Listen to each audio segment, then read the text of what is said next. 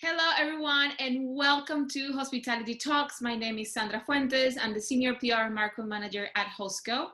I'm very happy that you're joining us this afternoon, 5 p.m. Central European Summer Time. I'm speaking to you all the way from Barcelona, and Andrea speaking to you all the way from Switzerland, Montreux, right now. You're based, right now you're in Montreux. I was about to say Geneva, and I'm very happy that you're joining us and you're giving us your time. You're joining this session about decision making and how to make the best decisions, not only for business, but decisions is something that we are taking every day for our personal lives. And you're going to learn a lot from Andrea regarding that. Before we begin, and I know you're eager to listen to her and get all the insights about this presentation, just a few things about Hosco, who we are and what we're here for. And we're here to make hospitality an exciting journey for all of you, for all the talent and the members that we have at Hosco. We have more than 1.5 million members that you can network with. We have more than 7,000 hospitality companies from around the world eager to get talent, skill, and qualified talent to work for them. And we have more than 400 hospitality and culinary school and tourism schools from around the world, like the Swiss Hotel Management School, who is providing all these insightful information today. And Andrea, would you like to introduce yourself? So my name is Andrea Leuenberger. You might have guessed, Leuenberger is a very Swiss name from the Swiss German part. It means the lion from the mountain. And on my mother's side, my ancestors are from Denmark. So I've grown up in a multicultural environment. Now, hospitality, now I'm in hospitality education.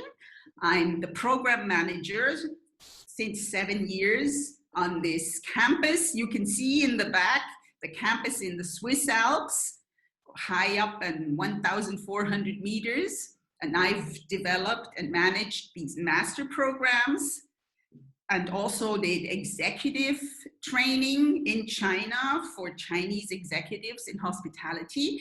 But hospitality was not my first career. So I'm a career switcher.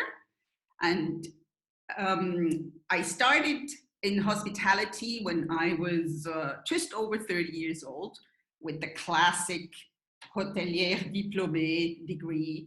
And then I moved on later on. I realized I have to become a lifelong learner. So I went for an MBA. And in between, I had exactly the kind of life I wanted from hospitality. I was able to work in operations management, in training, in development, in all those destinations that I had been dreaming of: New York, Moscow, St. Petersburg, Central Asia, the Middle East. So I've had the life that I had wanted for myself from hospitality, and hospitality has really given me a lot.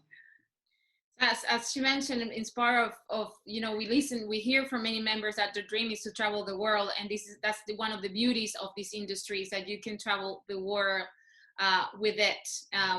And it's all about the emotional intelligence and human contact. So if you like and you're passionate about this industry, and I know it has been a very hard year for everyone involved in hospitality, we just push you to keep trying, and things are getting better. At Hosco, we're seeing an increment in job offers, in vacancies from companies, and also in job applications. And so we know we're gonna go back to being one of the most successful industries in the world that drives that creates one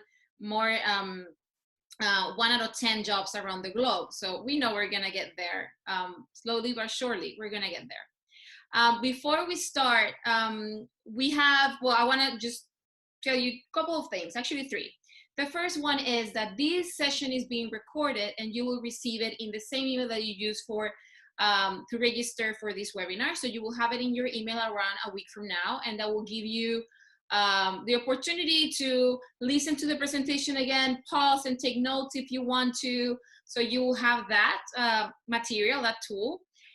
Also, on the bottom of your screen, you will see a Q&A box. So there you can submit your questions. Andrea won't be answering questions during the session, during her presentation. We will take them at the end. I'll be monitoring closely, and I'll be taking notes of those questions. So I'll be asking Andrea your questions at the end of the session.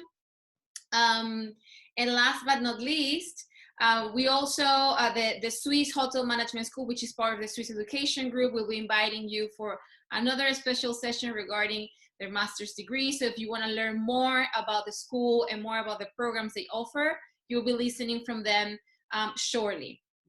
And before we start, we want to assess your decision-making process. So you kind of assess yourself, and also we'll give Andrea also a few clues about the kind of audience that we have with us today. So I'll poll the question is anonymous because we cannot see who answers. And I'm gonna launch it now. Please vote. And this is, well, actually you're right now, you're making a decision, so.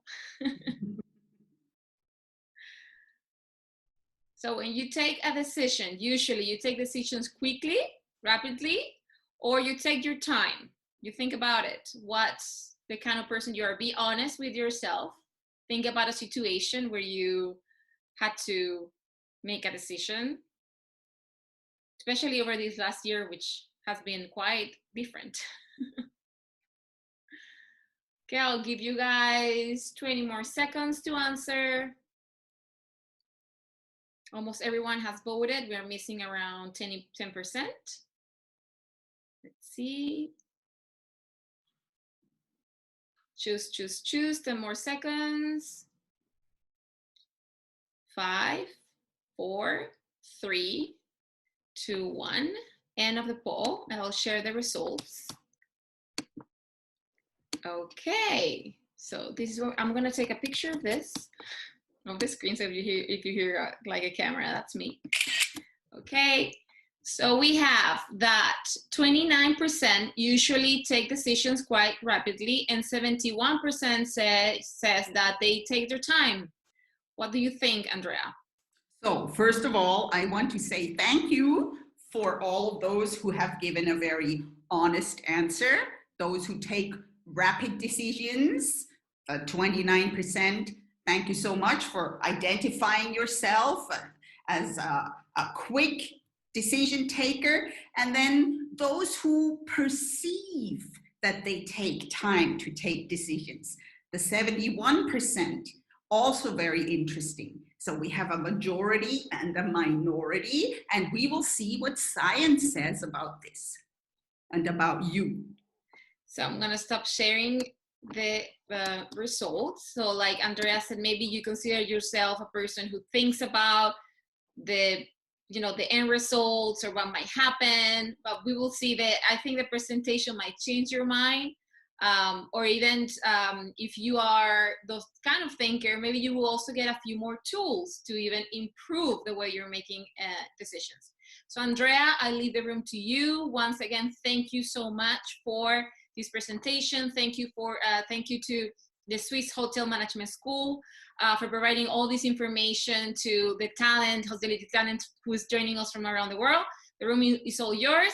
And I'll see you guys for the Q&A after Andrea is done.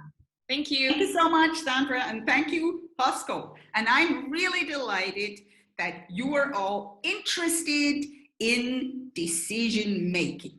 Let me pull up the slides.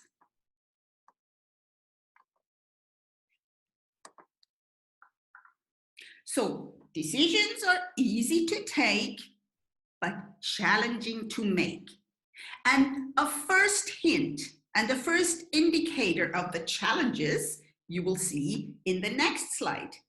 I have made and created for you this word cloud, and we can see, oh, there's a lot of good about decision making. It's a chance to acquire knowledge. It provides satisfaction. It's an opportunity. It's motivating. It leads to success, or it can lead to success. You can be creative in the decision-making process.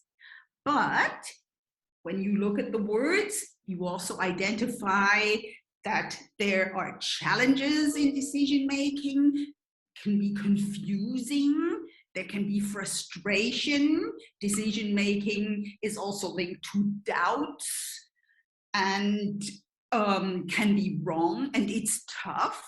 So let's explore. Let's first look at what famous thinkers say about decision-making and what science has to say about this decision-making process. Then I introduce you to a user-friendly process just for you that you can apply, like Sandra said, for your private life or in your job. We want to look at models and frameworks in business theory that help us to improve our decision making, so we can take optimal decisions in the very end. And we also want to have a quick look into the future of decision making towards the end of this presentation. The poll you have done, I have noted down the numbers, 29 and 71. So remember who you are, what you identified yourself as. And let's go to the first thinker. The first thinker about decision making. Where are we here? Oh, we are in Athens, the city-state of Athens, 500 BC, 2,000 years ago. And this man, this thinker is Socrates. So how come I am mentioning Socrates and Athens in the context of decision making? What happened historically at that very moment in time, 500 BC? Athens was an independent city-state, and their number one goal was independence and to preserve their independence. That was number one priority. Now, Athens, the city-state, was constantly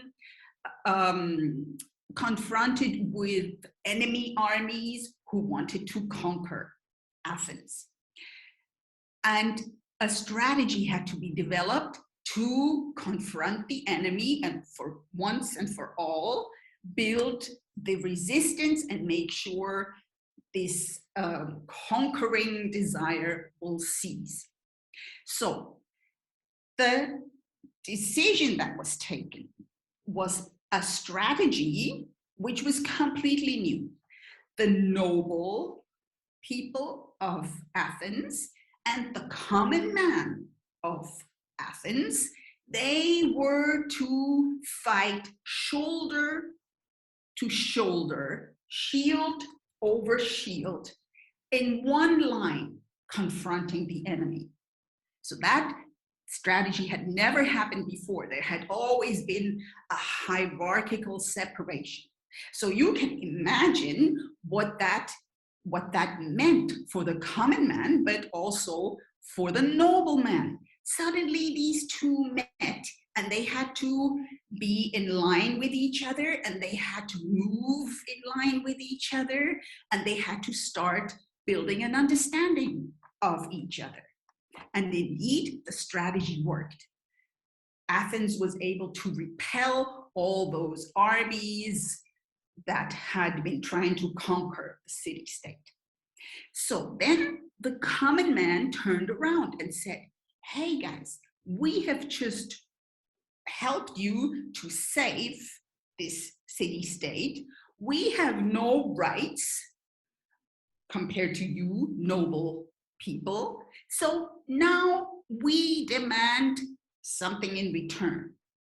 We want to participate in the decision making about our Athens, our city-state. And that's what happened.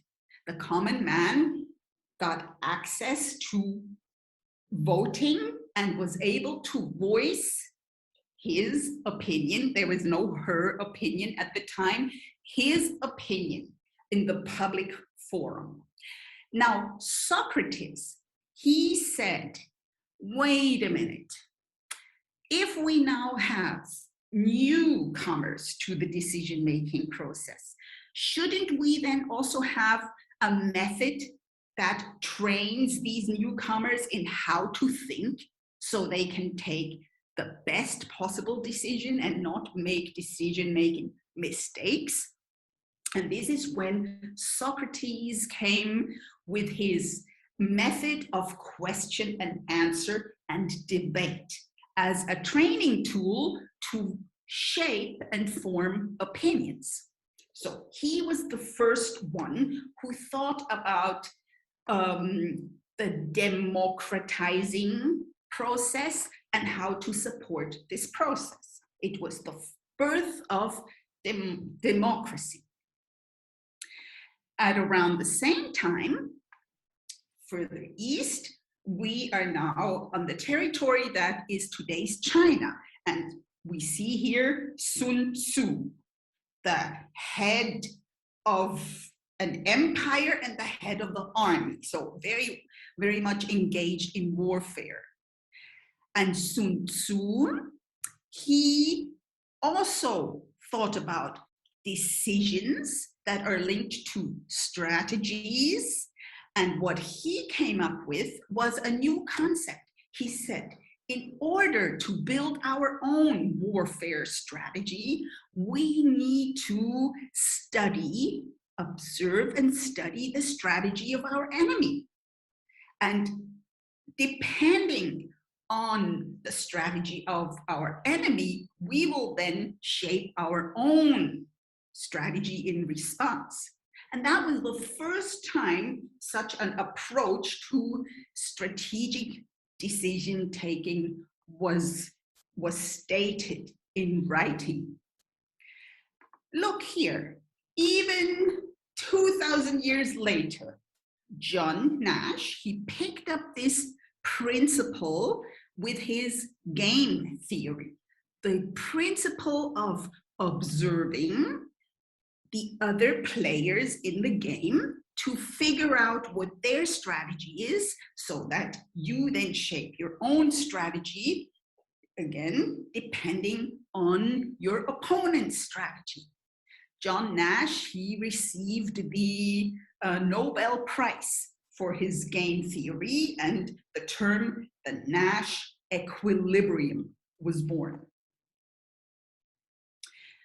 We still have this Nash Equilibrium. I was thinking the other night when I was watching the soccer game, it dawned on me that the teams, they must have spent hundreds of hours observing and analyzing strategies of their opponent and vice versa. So soccer games have become very, very strategic, where one team builds a strategy based on what the other team has in mind strategically. And the same, of course, goes with chess plays. Now, this is not spontaneous decision-taking. It takes 10,000 hours of training to acquire the skill of being able to identify a strategic move and respond immediately. We also need to consult dictionaries when we want to understand what decision-making really means, what the essence is as defined by dictionaries, the essence of decision-making. And you can see here, I've selected 3 different dictionaries and copy-pasted what they define as being decision-making. Yeah, it's all about a process. So a process with process steps. Now, some dictionaries will say, it's about something important, but not all dictionaries mention the word important or focus on the word important. Some dictionaries, you can see here, they mention that decision-making has to do with groups of people. Others make no mention of groups of people. But depending on the context, these definitions become very important to understand. So Socrates, he was the first one to come up with the notion we need some kind of training and we need some kind of skill training for decision making so citizens can vote and vote for the benefit, for the beneficial outcome. We have here a model of one of the greatest systems thinker of our time, Acuff. And Acuff also proposed a method of thinking to go to the level of wisdom, which is the highest level in thinking that can be reached. So Acuff proposes a vertical model, as you can see here, and he says you must always start with data, numbers and words, quantitative and qualitative data. Collect the relevant data so that you can answer these questions: what, who, how much, how long, how many, and that will give you information. At the green level, you will gain knowledge when you sort the information, you group the information, you contrast information. You're not judging at this level. You're just putting the information in place to create a picture from which you can then derive an understanding and from which you can then make sense. What is going on here in our situation? What are the issues that we need to make a decision about? What issues, what problems are we facing, and what could be potential solutions? What is the path forward? And that is the blue critical thinking level, which, of course, when you take it higher, leads to the purple innovation, when you are able to come up with solutions that nobody has ever thought of. Is this skill in demand, this critical blue level critical thinking skill? Of course it is. Look at this World Economic Forum. They list critical thinking and problem solving highest under competencies that are required by employers from their employees, not only from managers, but from all employees. So the critical thinking mindset is becoming more and more crucial and is in high demand by employers. And this, the critical thinking mindset, is what you acquire when you engage in lifelong learning. And for example, I can speak from my own experience, when you enroll in a master program of business, this is when you acquire this mindset. Now, it takes certain character qualities to engage in this shifting mindset. So curiosity and initiative, these are indispensable characters, these and qualities. And I'm sure when you dig down deep into yourself, you will find curiosity and initiative, because I would say these are the two reasons why you are here today listening to this webinar. And what is the foundation? Well, it is self-study.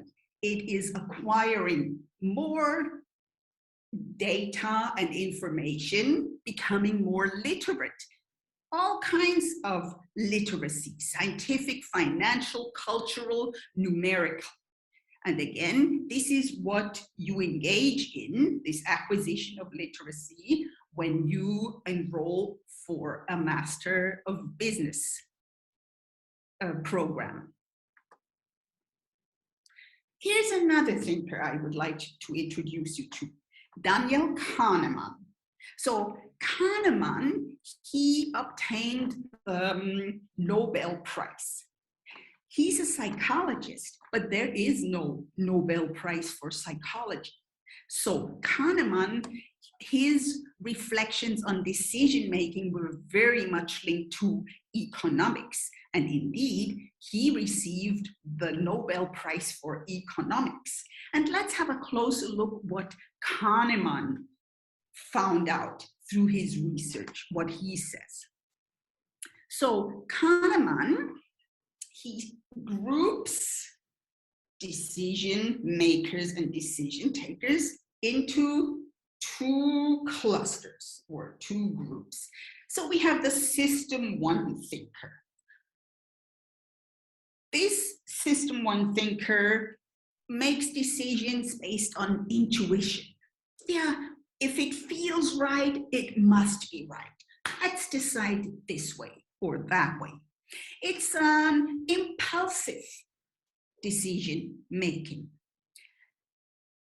The system one thinker is optimistic, and he's often carried away by his optimism. He has no doubt and also makes no effort to shape and build a thought and come to a decision through much effort and labor. This is the system two thinker, puts much hard work and effort into focusing and into using only the rational mind and not the emotions. Is very uses a method, is very methodical, and of course also much slower than the system one thinker. So these are the two types, system one, system two, of thinkers defined by Kahneman. And I'm sure you recognize yourself here. But not to worry if you are a system one thinker. System one thinkers, you know what they do? They prevent what is called cognitive overload. Our brain only has limited capacity to capture information and process it. So system one thinkers, they block at a certain moment, and that is why they take decisions very impulsively. And then system two thinkers, they will always make the effort to engage in this long process of decision making, but they also suffer more from cognitive overload. Now, this example that Kahneman offers to us is called the bat and the ball example. And I would like you to listen to me and read the text and be very quick in answering.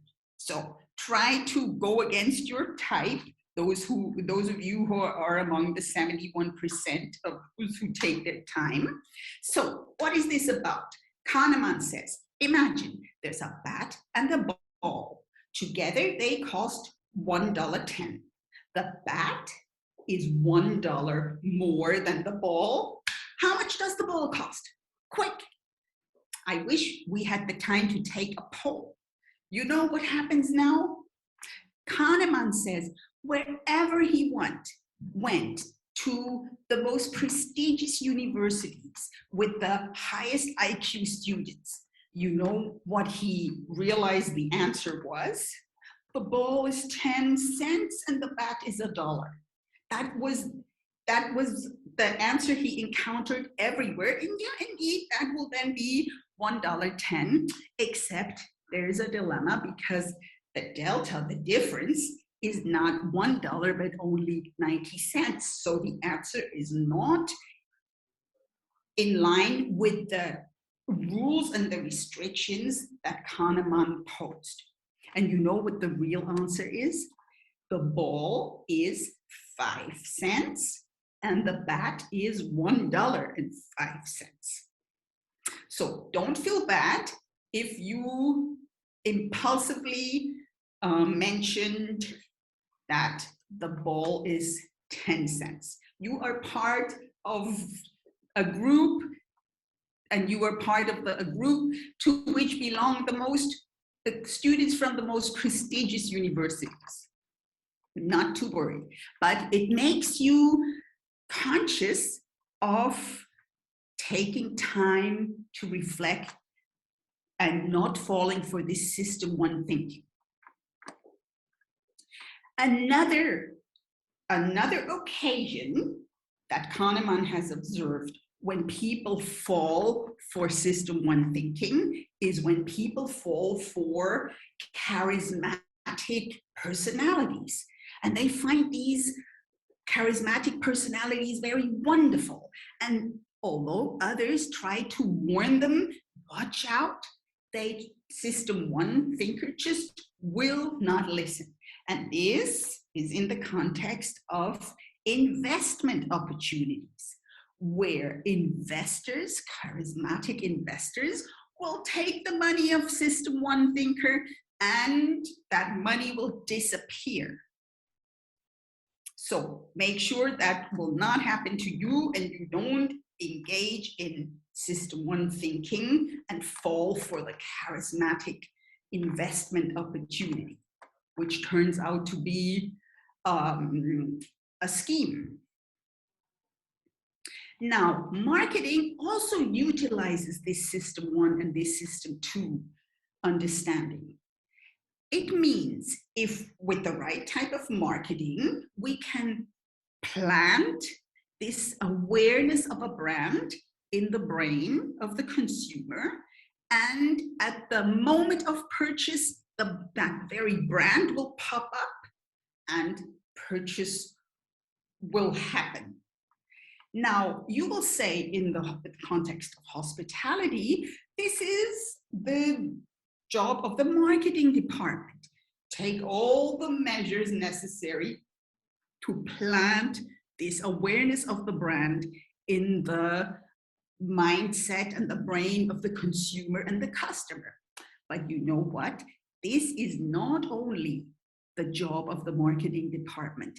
This is the job of everyone, every single team member who works in hospitality. And it's actually the priority job. It's more important to take time for everybody to plant this awareness in the brain of the customer when you engage with the customer. And number two is then to do all the tasks that are related to the job title. However, the system two thinker first needs all this information and needs knowledge and needs understanding. The whole purchase has to make sense to system two thinker before the purchase is done. Now, decision making also has political connotations. Here, I'm thinking of the end of World War II, when, you know, in Europe, we had countries that were in dire straits and needed to rebuild. So we're in the context of nation rebuilding. And what happened? Politicians and the ruling political parties approached big business, industry, and told them or mandated them to be sure, get together and make a plan, be sure to make a plan on improved decision making.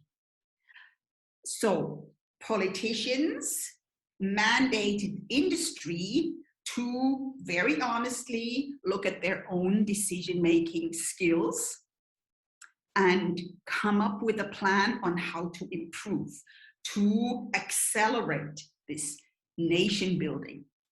The same happened in the 70s, 80s in the United States, when the government approached these huge multinational companies and said, guys, do you realize we are losing traction? We are losing economic dominance. Are you certain that you are able to make and take the optimal decisions? Don't you need to get together and come up with an improvement plan? And indeed, These two instances is when in Europe, in the United States, many of these very famous business schools were not only founded, but received a huge boost from these stellar scholarly minds that came up with all these business concepts and business models and framework that we are using today, especially to analyze a situation so we can improve decision making.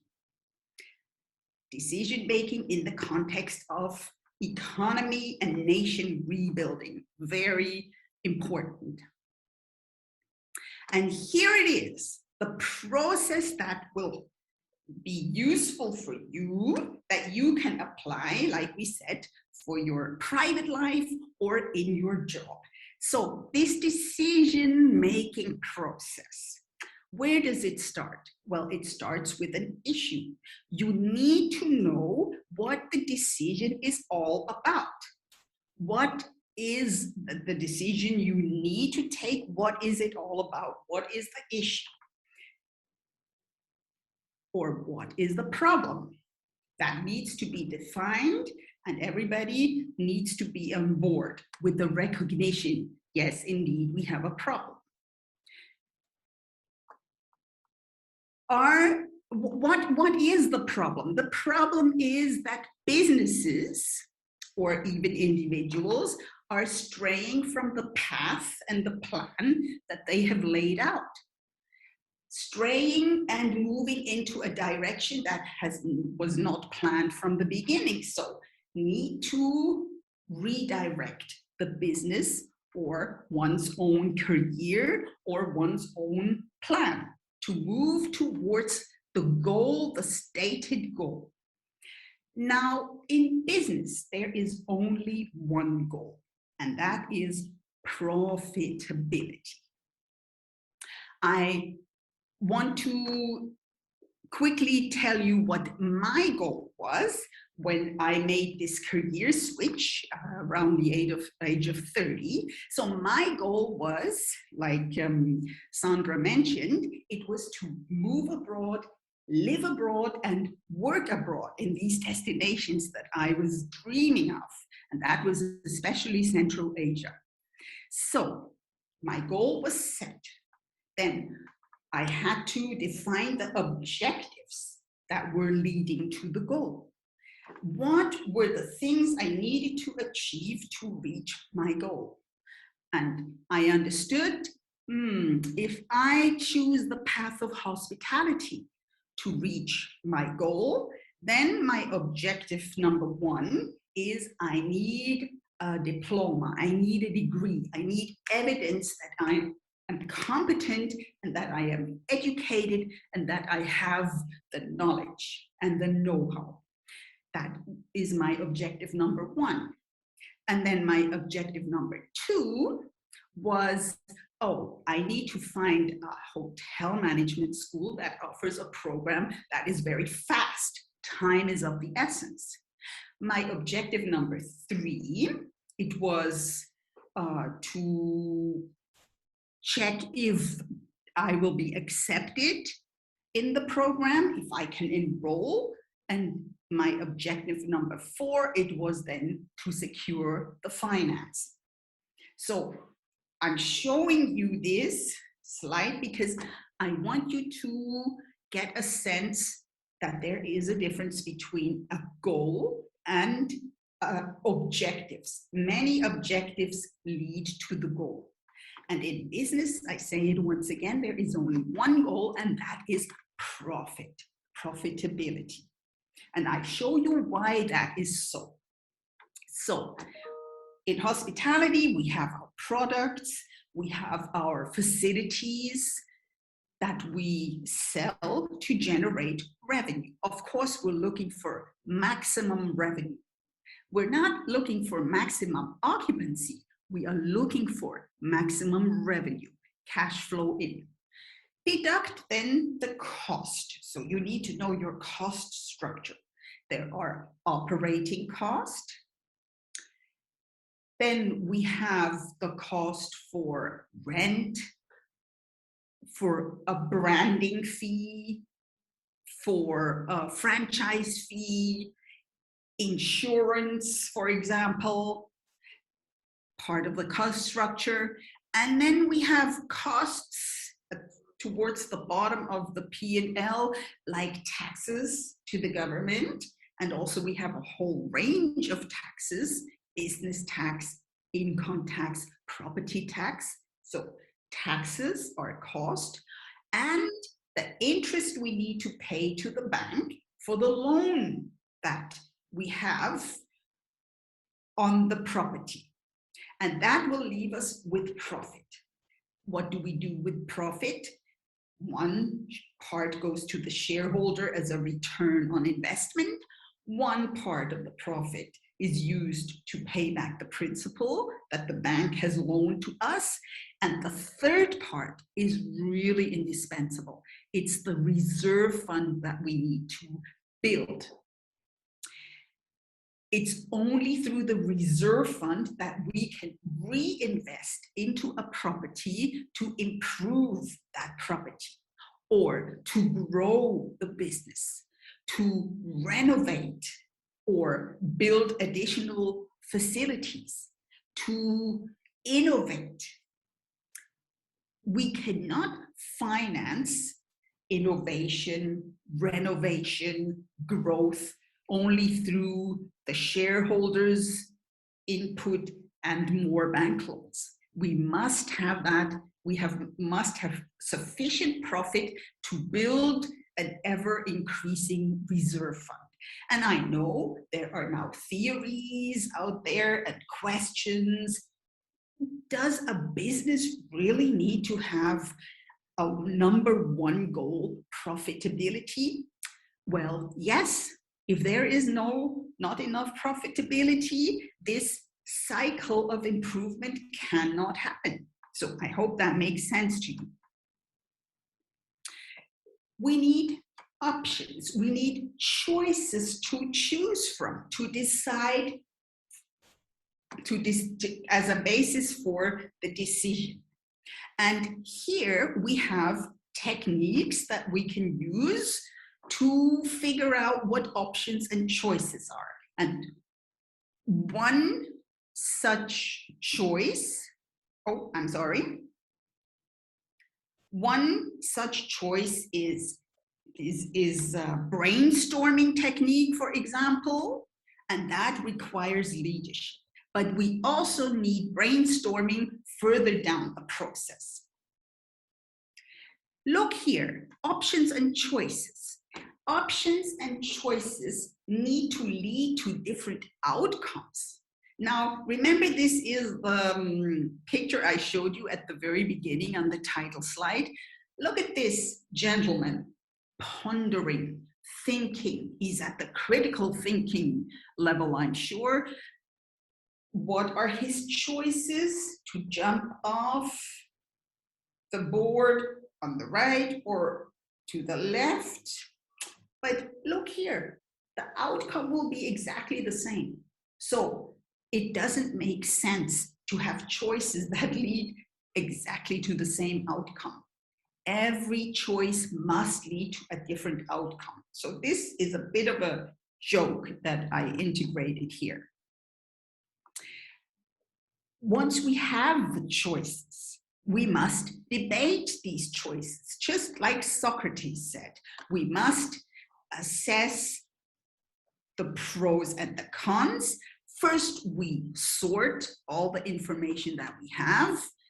We engage in analysis, and then at the critical thinking level, we debate the pros and the cons, so we come to a final conclusion. And here, like I mentioned, we have these tools. For example, brainstorming. Who is the father of the brainstorming technique? You can see here, Professor Osborne.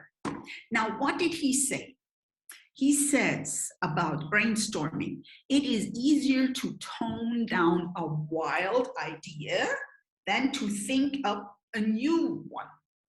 So what Osborne is trying to say, when you engage in in brainstorming with yourself or with your team, that requires leadership, because you must ensure that everybody voices an opinion and that nobody is cut off. This is one of the really important points about brainstorming. There should be no barrier and everybody needs to be free to input, because who knows, among these many ideas, there might be just that golden nugget. So leadership is required, and that is also for brainstorming and to guide your teams through brainstorming. That is also why all these executive MBA or executive MIB programs have this very important strategic leadership module and course where future leaders learn these techniques and the theory of leadership. We have another tool that guides through this analysis and through this debate phase of the process. So here you see Edward de Bono. He is from the island of Malta, and he came up with this concept of lateral thinking. So you remember Acuff, he had this vertical structure of climbing higher in your thinking. And De Bono said, at some stage when you are engaging in analysis, you must have team members who wear different colored hats, symbolically speaking. We must have one team member who wears the white hat, who keeps the information and data flow coming in, who collects the information and the data, who's neutral and objective, who's not emotional, and who asks the right research questions. But we must also have one team member who wears the black hat, for example, who can see the dangers and the threats, who is suspicious, who can see the risk, and who constantly recalls what the risk is. On the other hand, you also need a yellow hat, somebody positive who can pinpoint the positive outcome of a decision and the opportunities that decisions bring with them. So you have all these different colors, hats, and if you are doing your brainstorming with yourself, you should really be able to switch from hat to hat color and take the approach from these different colors, going from optimism and in favor of a decision to black hat, where you are suspicious if you are really on the right track with your decision taking. So I'm showing you these concepts and these thinking tools so that you can take more time to explore them later on. There's another tool, which is the decision tree. Also very, very useful and very practical. So you have your issue and you build 2 or more options, like we said, decision A, decision B, maybe decision 3, and then gradually, you can see here, you move towards the outcome. So you don't have the outcome in mind from the beginning. What is the outcome when we go for decision A? What are the different outcomes when we go for decision B? And then we have the probability of success that we need to bear in mind.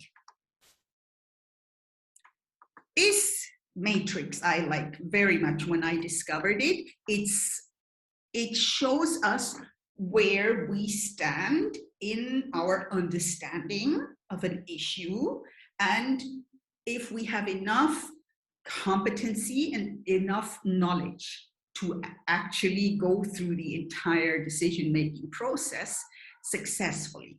So we start with unconscious incompetence. That means I don't know that I don't know. That is the starting point. And this is usually when somebody has to open your eyes to the fact that you don't know enough and you are not competent enough and you better step it up so you can get to number 2, consciously incompetent, where you can understand and acknowledge, oh, I don't know enough.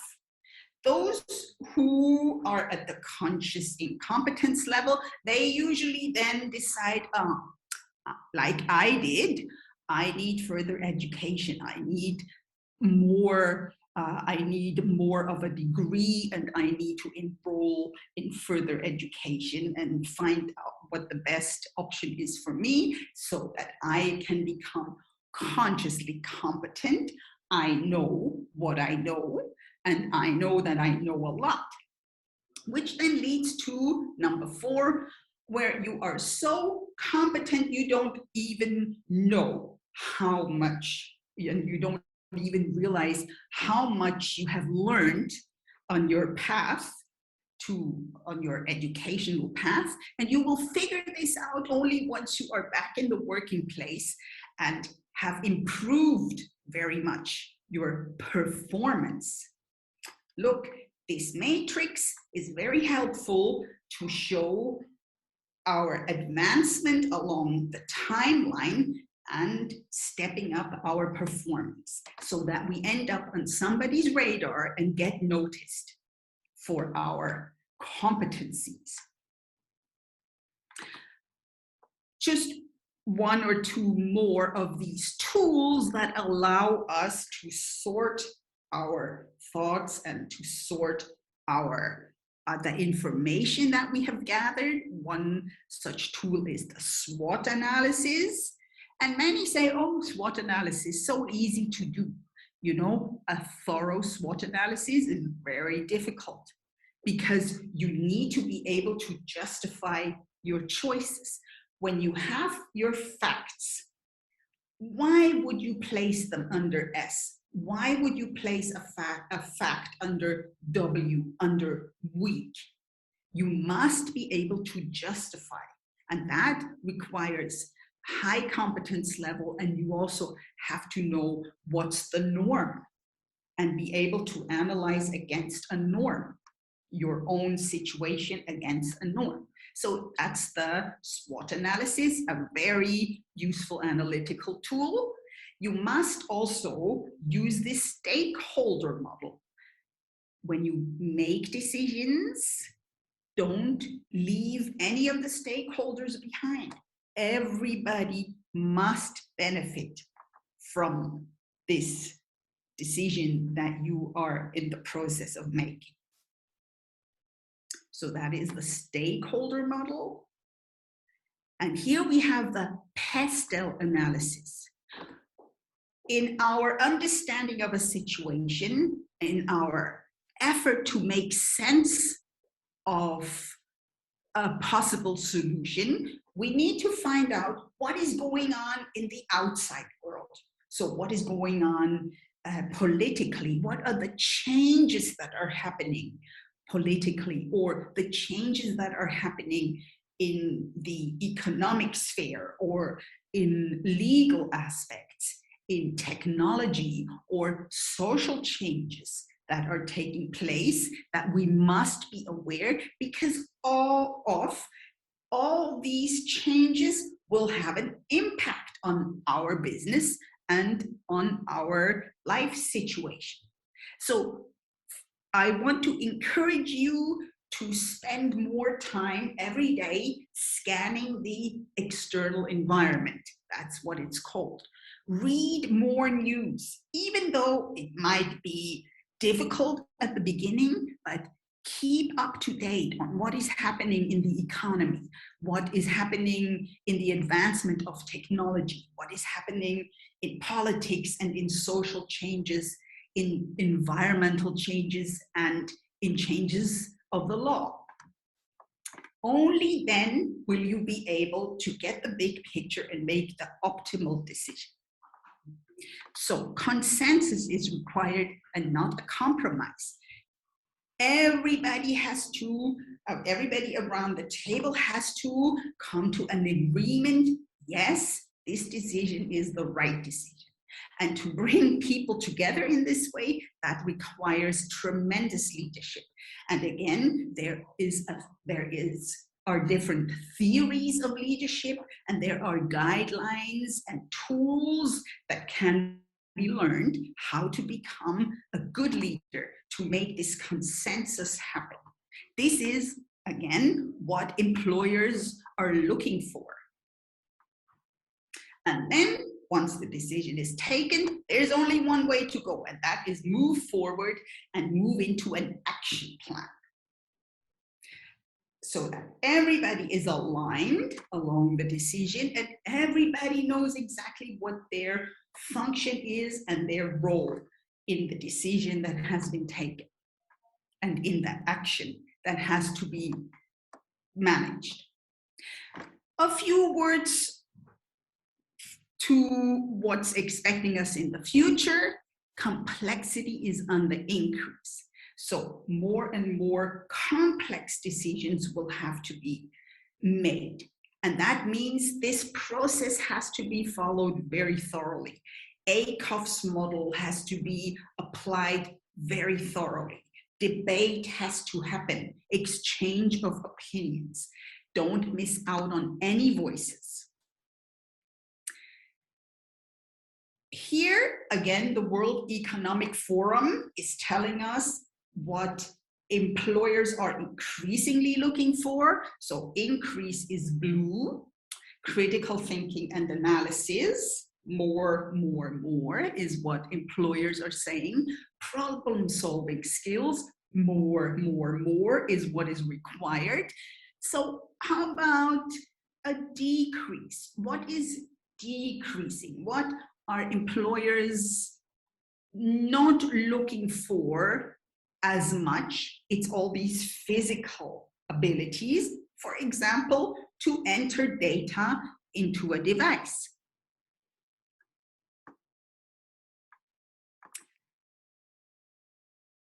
ADM. It's machines who will be making and taking decisions increasingly. And these machines, they today are able to collect data, massive data, at a scale that humans could not collect. But it's still the human being that is in charge of making the decision that is data-based. But the future is ADM, algorithmic decision-making, where machines replace humans. So we've come to the end of this webinar. I hope I have been able to give you some stimulating new ideas, what you could be researching further, and how you could be shifting maybe from system 1 thinker to system 2 thinker. So now you know what you need to do to make that happen. Thank you so much, Andrea, for your presentation. Thank you. Stop sharing the presentation so they can see? Yes, now your screen. Stop sharing, exactly. Thank you. I have a question from the audience. So, is decision-making mastery part of the master's degree at the Swiss Hotel Management School, and why is it important? Like, why have you included it? If you included it in your syllabus, why is it important? So, how do we decide what content goes into our executive online MIB program? We first look to the industry. What does the industry need from our students? So that is our focus. And all of us, we come from the industry. I come from the industry. I have a very clear understanding of what resources are not available and what is needed, what the gap is, and what kind of competencies are lacking in employees and in managers. So I have a very good understanding, and this is why we are building these demands and these requirements and these wishes from the industry into our program. And you saw from the World Economic Forum chart, the ability to think so you can use your thinking for decision making, that is highest up.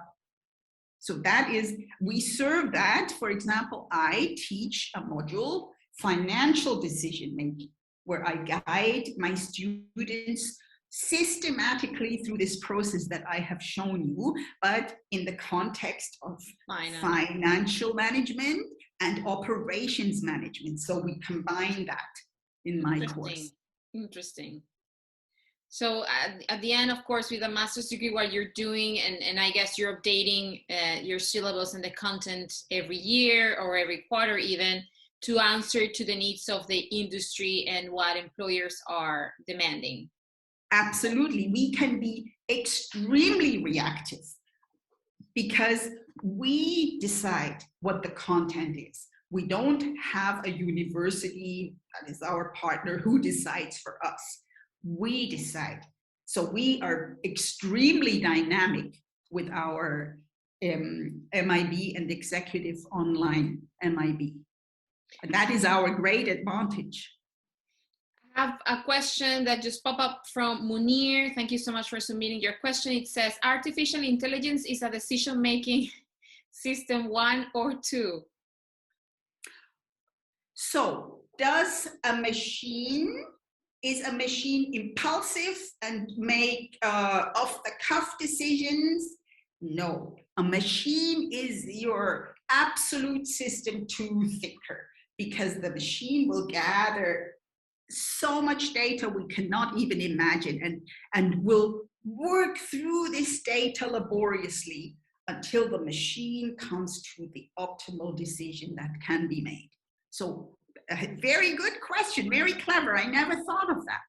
Yes, a machine system 2 is a system 2 thinker for sure. Very good question. We have one more from Dominic Montenegro. Thank you, Dominic. It says, being faced with multiple decisions to make in a day-to-day basis, how do we decide which decision to prioritize to not overthink little problems or not suffer cognitive overload? Exactly. There you need to know what is the real issue that necessitates a decision-making process. How urgent is the issue? If we don't focus on this issue right now and start making a decision, will this issue blow up in our face? Or can we place this issue further down on the priority scale? So we must be aware of the consequences of not dealing with an issue. And it's true, sometimes we cannot deal with all the issues at one time, and we cannot start several decision-making processes simultaneously. So we must be able to predict how pertinent, how urgent an issue is. Reminds me, I don't remember the name of the model where you can place things in urgent, important, but not for right now. I don't remember very well. These are all these matrices and tools that help you to sort information, to get a picture, because all these tools, they are visual tools, and a picture speaks 1,000 words. This is why these tools are so important. And this is why you need somebody to explain the tools to you and show you how to utilize these tools in your everyday working life. We have a question about the program at the Swiss Hotel Management School. If you guys the school offers a program online. So the program we have online is the Executive Online MIB, Master of International Business. It has 9 modules that can be taken over the time span of 2 years. And then there is the two last modules. They happen on campus, on the campus that I showed you. Here is my background. And so there's a total of 11 modules. And the completion of these modules then mean you can celebrate in Switzerland the achievement and obtaining your degree. You complete it. So that's the Executive Online MIB. It's a new product that we have launched at the beginning of this year, and already we can see its success. Of course, it gives people, I guess, flexibility to join from different points of the world. So it might be easier for someone who's in the US or someone who's in Asia to join and pursue a master's degree at a Swiss school like yours with that calendar. Exactly. Flexibility is really the key word, because you can also jump. You know, every 6 weeks, one module is 6 weeks. So every 6 weeks, you choose a new module and you go through a new course. But if you need to jump a course, or you can double up and take 2 courses, maybe you work in a place where you have very strong seasonality. So you have more time, certain periods of the year, you will do 2 modules at the same time, and then at other times you are overloaded, so you have to slow down. And this program gives you exactly this. MIB gives you this flexibility, and it's rare. To build your own agenda. Exactly. I have one more because we're running out of time. Is someone always a system 1 decision making or a system 2? Do we combine the two through our lives?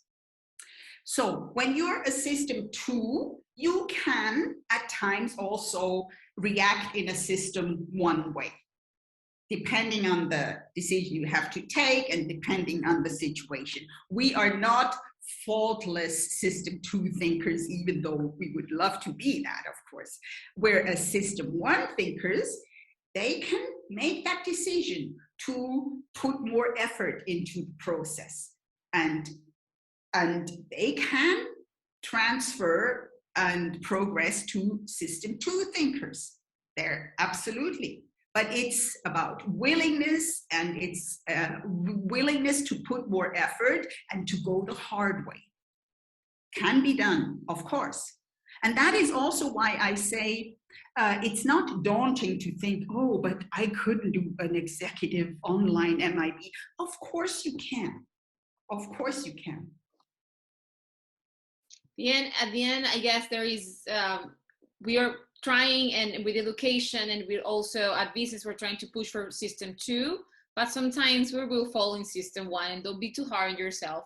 That's exactly, I agree. Human being. Not everything is black and white, but lessons and webinars and master's degree like the one Andrea provides, of course, it's helping everyone make better decisions. That's what's all about, not only for businesses, but also, as I said at the beginning, for our lives.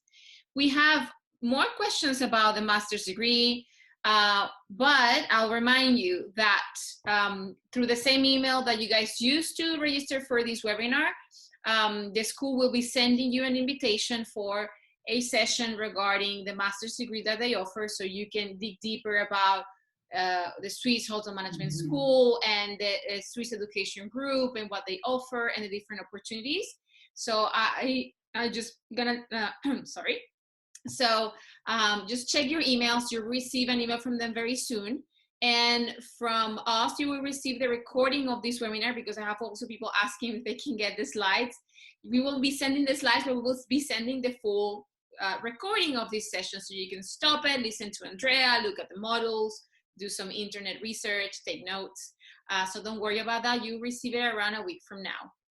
I think that's pretty much, and I'm sorry you keep submitting questions, but we ran out of time. Thank you so much for joining us today. Thank you once again, Andrea, and thank you to the Swiss Hotel Management School and to SEG for providing this very insightful and very interesting information. People keep submitting questions because they want to know more. So as I said, just check your emails. You'll receive the information very soon from us and from the school. Yes, please benefit from this session, which we do really to give you more information so that you can take the right decision for yourself. This is really important. Career advancement is really important. And gather the facts. That's what we're trying to do with a session like this one, and with the session you will have from the school regarding the master's degree. You can gather facts. You can use the different models that Andrea taught us today to make a decision about your education, about your professional future. If you have something specific to ask about HOSCO or even about the school, you can do so through the email contact@hosco.com, and we will get back to you as soon as we can. Thank you so much. I wish you all a very good evening and happy summer, because we're just starting the summer. So happy summer break for everyone that's taking a few days to refresh and recharge. And see you next time in the next Profitability Talks. Thank you, Sandra. Thank you, Bye, Andrea. Thank you, audience. Thank you so much. Bye, everyone. Thank you. Take care.